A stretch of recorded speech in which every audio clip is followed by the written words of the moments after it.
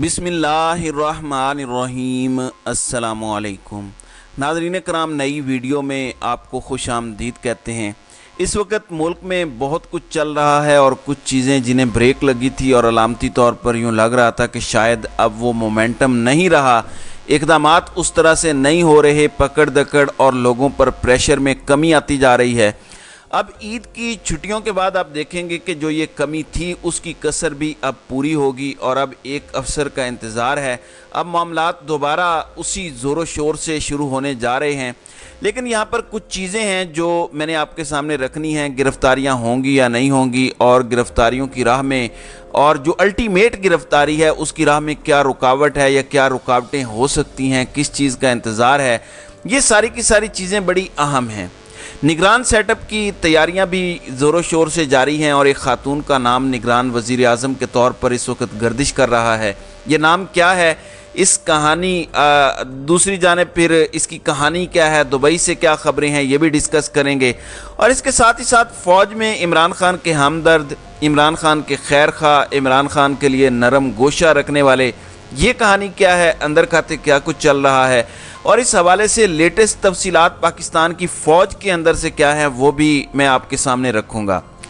नाज़रीन इकराम, इस वक्त जो अंदर खाते मामलात चल रहे हैं और जो सहाफ़ी जो नून लीग या ताकतवर हलकों के बहुत ज़्यादा करीबी समझे जाते हैं या फिर उनके कासिद या तर्जुमान भी हैं, वो क्या कह रहे हैं और इमरान खान के लिए क्या ऑप्शंस हैं, इन ऑप्शंस के हवाले से भी चीज़ें समझने में काफ़ी आसानी हो जाती है, क्योंकि इमरान खान इस बात का वाज़े तौर पर बता चुके हैं कि पहले जनरल बाजवा मुझे माइनस करने के मंसूबों पर अमल पैरा थे और अब जनरल आसिम मुनीर भी उन्हीं चीज़ों को आगे लेकर चल रहे हैं। यहाँ पर सवाल ये पैदा होता है कि क्या अगर टॉप के 2-3 लोग जो इमरान खान के ख़िलाफ़ हैं, अगर वो ना रहें तो फिर क्या होगा? क्या फिर कोई बचत या खैरखाही की उम्मीद की जा सकती है? इस वक्त दुबई में मामलात चल रहे हैं, दो साइड्स हैं, एक जाने पीपल्स पार्टी और एक जाने मुस्लिम लीग है।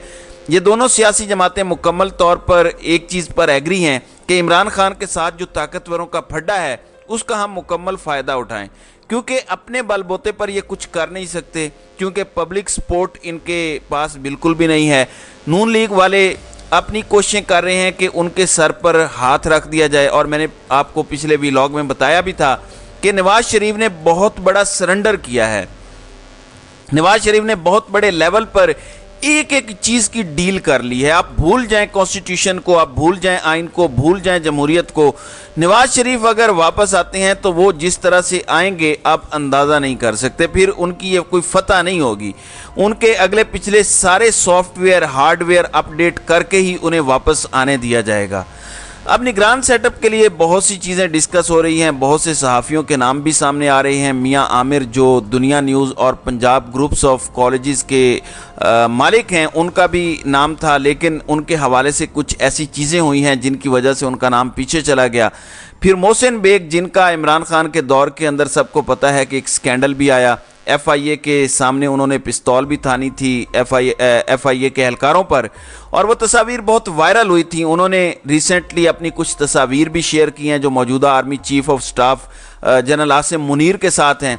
इसके साथ ही साथ नजम सेठी जो पंक्चर लगाते रहे, उसके बाद वो चेयरमैन PCB बने, फिर जरदारी साहब ने फड्डा डाल दिया तो अब उनका नाम निगरान वज़ीर आज़म के तौर पर भी आ रहा है। इस वक्त निगरान वज़ीर आज़म के लिए स्टेक्स बहुत ज़्यादा बढ़ चुके हैं।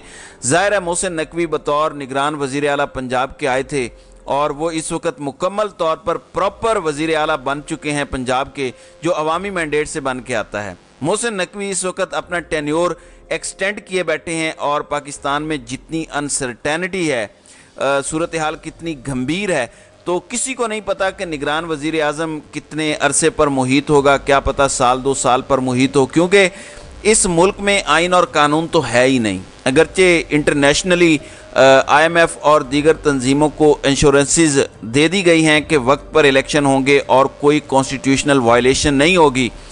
अब मैं नजम सेठी की एहलिया जुगनू मोहसिन, जो उनके हवाले से बात सामने आई है कि उनका नाम भी है, और एक निगरान वज़ीर आज़म के लिए गैर मुतनाज़ा और ख़ातून का नाम आएगा तो सबको काबिल कबूल होगा। देखते हैं कि मामलात किस तरफ जाते हैं, लेकिन ये मामलात अभी डिस्कशन में हैं। फैसला साज़ों के हलकों में ये चीज़ें इस वक्त डिस्कस हो रही हैं।